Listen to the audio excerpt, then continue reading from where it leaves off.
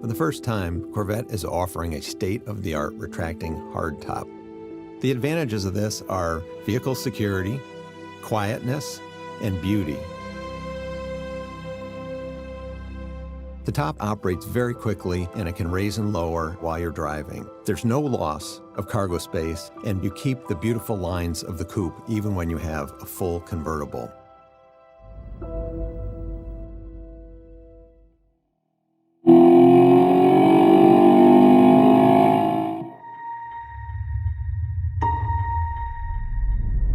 As the sum of each generation before it, the next generation Corvette stands alone as the new standard of precision and performance, of engineering and technology, of everything that makes an icon, and a Corvette, a Corvette.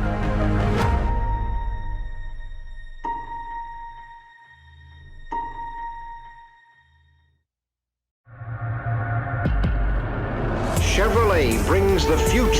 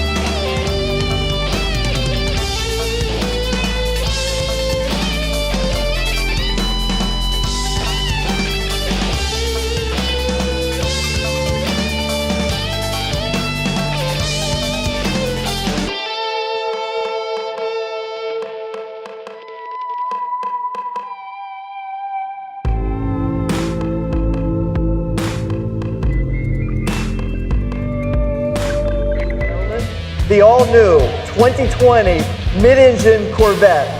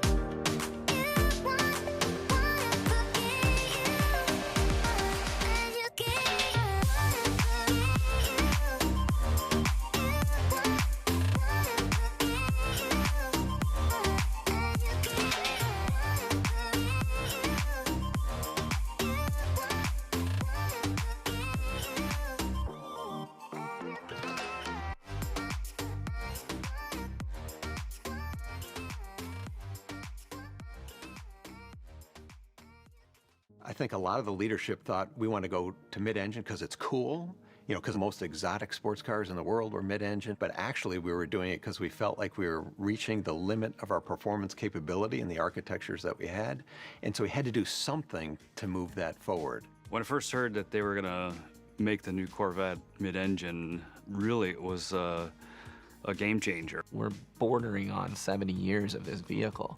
So you have this lineage to it that you have to maintain, but you also have to be willing to grow and take it further.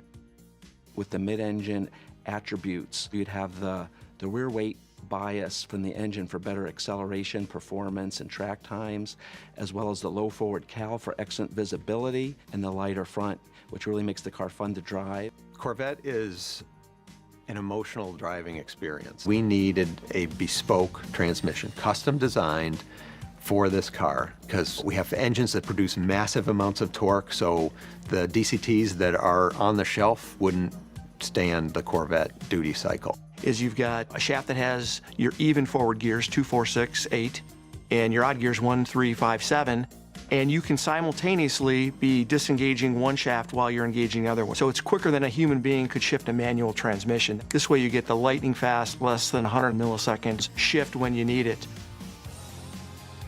What if we could do a new definition of a mid-engine sports car, not just for high-performance driving, but to go on trips, adventures, just make the driving to work an experience. Utility of the car has been something we focused on too, ensuring that we've got a space for people to store luggage or groceries or what have you. So we have a front storage section that's very deep. We've got a trunk in the rear that not only accommodates 2 bags of golf clubs, but also stows the removable roof panel. Driver mode, which is what most people are used to as tour, sport, track, and weather. My mode and Z mode are actually just 2 additional modes. Tour, we look at it as a balanced mode that's good at everything. Sport is a little bit more catered toward the spirited driving. Track is all about the response and how the vehicle handles around maximum cornering, maximum acceleration, and maximum driver feel of the road. What my mode and Z mode will allow you to do is for the driver to configure it themselves. The design intent of Z mode is for a single use case. You could set up Z mode for that curvy road that you go on every day on the way to work. Click on Z mode, do your curvy road, and then go back to my mode, and that's your day. What we wanted to do was kind of go to a 3-seat strategy. With the GT1 seat, that gives you your perfect everyday kind of driving seating position, comfortable bolsters. The new entry that we have for this one is the GT2. The GT2 seat is really an exciting seat. It's a Napa leather. It has most color blocking opportunities. It's a really beautiful formed seat. The other side effect of that is it allowed us to really dial up the competition seat. So we brought in a new material. It does a couple of things. One, it holds you in, and then the other side of it is it eliminates a little bit more leather, because every ounce counts on this vehicle, especially when you're tracking it. When we started designing the interior, we wanted to make sure that it felt uniquely Corvette, but it feels like no Corvette you've ever been in before. We're going from 10 colors to 12 colors. This will be the most we've ever offered. What we're finding is that our consumers want to bring a little bit of their own identity in the car and really want to exemplify who they are and bring their own emotion out. And then the other main point that we did on the interior was the stitching and seatbelts. And this is really giving you a step above black when you go down that path. Drivers can now raise the front of their Corvette almost 2 inches in less than 3 seconds with the available front lift. While it can be manually activated, it can also be programmed to remember the GPS locations of up to 1,000 obstacles throughout your commute.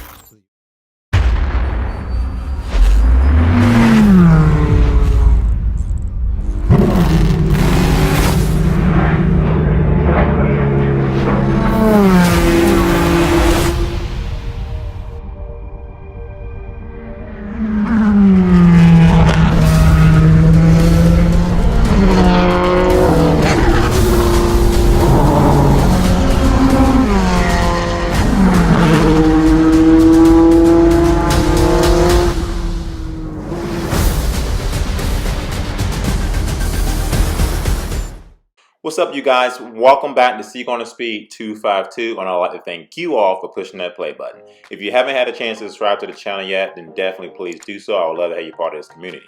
With that being said, you guys, I know you guys love to contact me, send me emails and stuff like that. My email has recently changed. My new email now is cgspeed252@gmail.com. Please write this down. Please save it in your notes, or save it wherever you like to in your phone. That way you can get in contact with me at any given time. Please use this email going forward, as my other email no longer works. Once again, my email is cgspeed252@gmail.com. Looking forward to hearing from you guys. So as you all know, Chevrolet has dropped the C8 Mid Engine Corvette Convertible. And I'm going to tell you right now, boy, that thing is looking nice. I'm telling you, that's one of the things that I've been waiting for to see. I had a chance to see the Spider/Convertible a while ago, and I had a chance to point out to you guys in one of my previous videos when a lot of you guys like, yeah, you definitely saw it. That is definitely the Spider C8 Mid Engine Corvette. But I can sit here and tell you right now, this car is phenomenal. Hands down, I think Chevrolet is going to change the game. I think they did way beyond what I expected, a lot of other people expected, and they're definitely going to kill the market with this car. If this car can run great and be reliable, and they can keep it at a great price, they're going to kill the game. Because like I said, Lamborghinis, Ferraris, those guys are well over $300,000. So with this C8 Mid Engine Corvette and this thing looking as tough as it is, and tell you right now, we're going to see a lot of these on the road. I'm looking forward to seeing you guys sit behind the wheel of this C8 Mid Engine Corvette. What are you guys thinking? Are you leaning more towards the Coupe now, or are you leaning more towards the Spider now? Give me you guys' thought on the C8 Mid Engine Corvette Coupe or the Convertible. With that being said, also they unveiled the C8R. The C8R is a race car that we all love. Why? Because of the wide body, the sound, the exhaust, how crazy they make this car look. And I can tell you right now, I truly believe that some of the parts that you see on the C8R will probably end up going to the C8 Mid Engine Corvette Z06, Zora, or ZR1. Look how nasty this wide body looks, you guys. I mean, it looks great. When that car came around this curve, I can tell you right now, I feel like I was driving the car my darn self. Like literally, and the way it's rushing towards me, Chevrolet did a great job of putting this car together, unveiling this car and surprising the world with the C8R. I honestly knew it was coming out. I didn't think it was coming out this soon. And Chevrolet, you know, you guys, words can't explain how I feel about you guys. Great job on what you did. Great job. Great freaking job. And I can tell you right now, the C8R looks amazing. I can't wait to see, it on the tracks. Can't wait to see it racing. I also would like to talk about this clip. I like how Chevrolet took it back to the very first generation Corvette and was able to implement that car, that history, with the new C8 Mid Engine Corvette. I like how they kept going back, transitioning from the old Corvette to the new Corvette, from the old Corvette to the new Corvette. Pretty much saying the old history was great, but we came a long way, and now we have something that's even better. No, seriously, leave your comments down below. Have you guys that decided to go out and get the coupes before have now changed your minds and decided to get the convertible? Now, I'll admit the convertible is a $7,000, $7,500 increase, but it looks great. But I think the coupe still looks just as good. Both cars to me look great. They look the same. I like how you got the window that goes down and up in the back. I like how when they're driving this car, you push the button. As long as you're going 30 miles per hour or less, the top goes up and you can convert it back to wherever you want. If I had to choose one or the other right now between a coupe and a convertible, I don't think I'd be able to choose. I would like to take one of each, please, and drive both whenever I can. Thank you for the first ever Corvette convertible. Now on to the C8R. Freeze, do you guys notice the extra lights on this car? I wish they would add this to the C8 Coupe or maybe a future variant of this C8 Mid Engine Corvette. Freeze, look at this engine area. It looks super sick. You can see that they did a lot of work back there. The carbon fiber pieces to make this car even super lighter than what it is.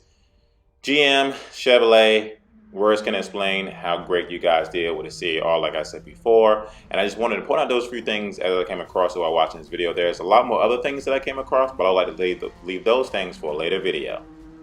Once again, thanks for watching. Would love for you to push that subscribe button, and I will catch you in an episode of Seek on the Speed 252.